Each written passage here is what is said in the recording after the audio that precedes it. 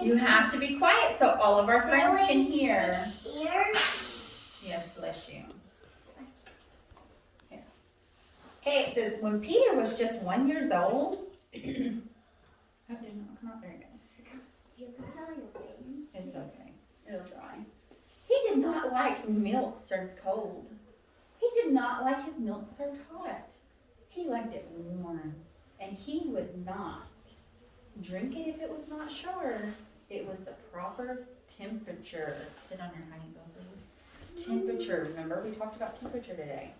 But Miss Peters did not mind. She was a mother, sweet and kind, and when his milk spilled on the floor, she patiently prepared some more. She'd take the bottle from the shelf, and she'd chuckle softly to herself. What a silly sort of eater is my darling baby Peter. So he didn't like his milk too hot or too cold.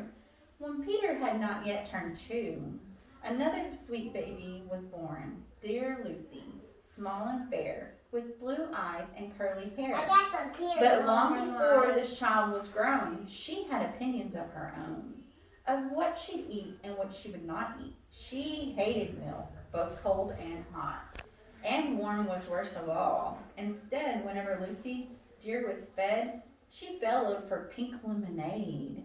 Not from a can, oh no, homemade. Bellowed means cried. She cried for pink lemonade. So she didn't like milk, Tegan. But Miss Peters did not mind. She squeezed each melon to its rind, while mopping milk up from the floor and patiently preparing more. She'd take the lemons from the shelf and giggle softly to herself. What a silly pair of silly eaters are Lucy Dear and Peter Peters. Now Lucy grew and Peter grew, till there was 3, and she was 2. Now, who was 1? Why, little Jack, with his eyes so brown and hair so black. I did it. A happy baby, never cross, but all he'd eat was applesauce. Peeling apples by the pound, Miss Peters faintly frowned. She'd take the apples from the shelf and murmur weakly to herself, what a silly bunch of eaters, said Lucy, Jack, and Peter Peters. Tegan, you're fixing to be in a lot of trouble, sir. You are not showing good behaviors. Peter, Lucy, and young Jack had another brother, Matt. Matt was charming, round, and plump, but it was oatmeal had a lump. Matt would dump it on the cat.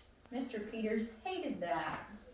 But since she loved her children 4, she strained the oatmeal. I got splinter in my hand. You're not supposed to be talking, sir. You're interrupting the book once again.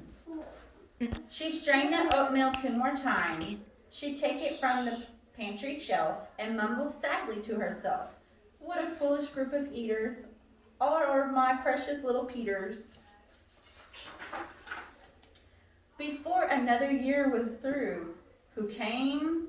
Oh, Mary Lou. She was darling, sweet, and bright, and had a healthy appetite. This is as long as she was fed, soft and squishy homemade bread. Poor Miss Peters got no rest, but still she did her very best.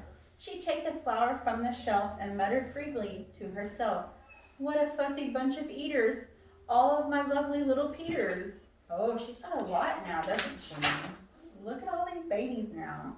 A year rolled by, the children grew. They really are a splendid crew, sighed Miss Peters, pinning pins and diapers, her brand new twins.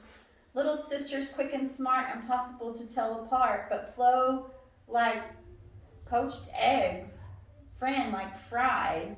If she mixed them up, they cried. Tried to the very bone, but Miss Peters groaned in a groan.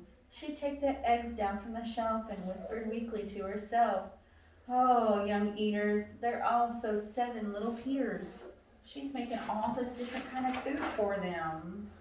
Now time went by, will do, and as it passed, the children grew. The problem was, as they grew, their appetites kept growing too, but no, not their choice of what to eat. Each child continued to repeat. They wanted what they had already before. Their trouble was, they want more. She's already tired making all this stuff, and now she's got to make more because they're growing up wanting more food.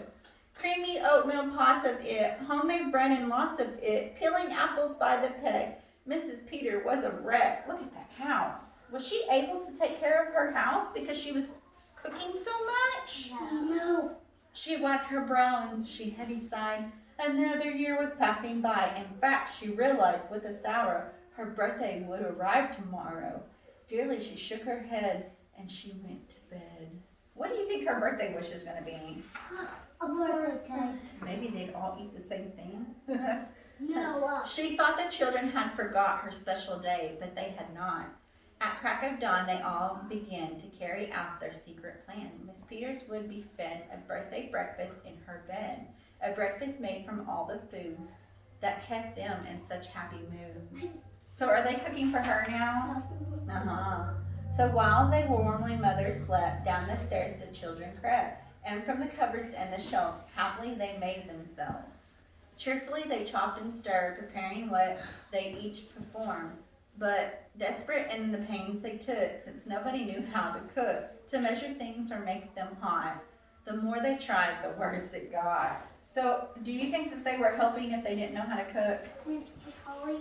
They were making more of a mess for their mommy, huh? I had a turkey. We're almost done, guys.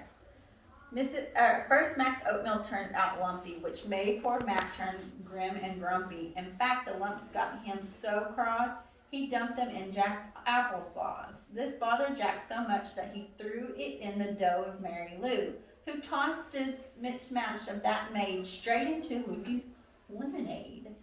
At that put her in such a huff, she poured the icky, sticky stuff into the double frying pan that held the eggs for Flo and Fran, who flung their hodgepodge on a spot into the milk in Peter's pot.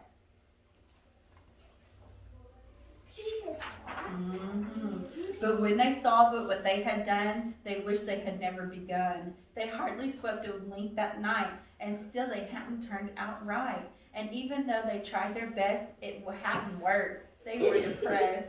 There'd be in trouble too unless they found some place to hide the mess. The oven seemed to be the perfect spot. They all forgot it still was hot.